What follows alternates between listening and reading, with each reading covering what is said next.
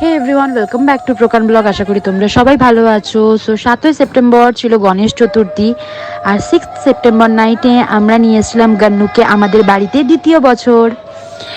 সত্যি কথা বলতে, গান্নু আমাদের বাড়িতে আসার পর আমাদের ঘরে সুখ স্বাচ্ছন্দ্য সব কিছু বেড়ে গেছিলো। তাই প্রত্যেক বছরের ন্যায় আমার বিয়ের পর আমি শুরু করেছিলাম গণেশ চতুর্থীর পুজো আমাদের বাড়িতে। আর আমাদের বাড়িতে প্রত্যেক বছরই ধুমধাম করে গণেশ চতুর্থীর পুজো হয়। তো ঠিক সেরকমভাবেই এই বছরও আমরা আয়োজন করেছিলাম বিশাল।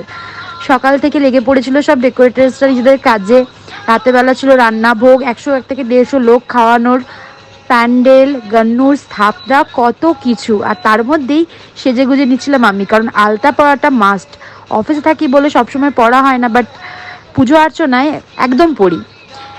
আর এই দেখো ডেকোরেশন, আমার গন্নু স্থাপনা হয়ে গেছে।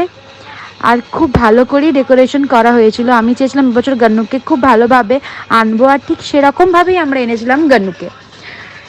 গান্নুকে আমরা দুর্গাপুর থেকে এনেছিলাম, আগেই তোমাদের সাথে ওই ব্লগটা শেয়ার করেছি আমি। অ্যান্ড আমাদের এখানে পুজো হওয়ার পর এবছর ধুমধাম করে যজ্ঞও করানো হয়েছিল।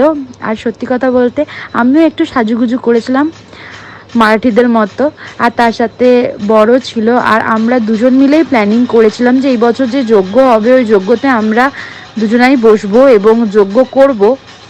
কারণ আমরা সারাদিন দুজন মিলেই না খেয়ে বসেছিলাম যে এই যজ্ঞতে আমরা দুজন মিলে বসবো। যেহেতু আমাদের দুজনারই উপোস ছিল, দুজনে সারাটা দিন কিছু খাইনি, উপোস রেখেই বসেছিলাম।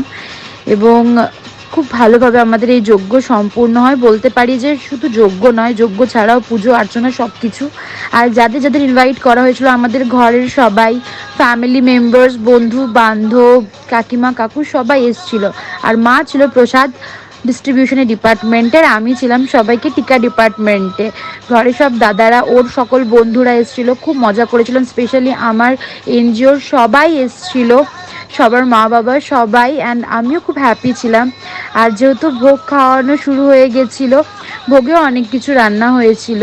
এবছর আমাদের দুজনের সত্যি খুব ইচ্ছা ছিল এটা করার।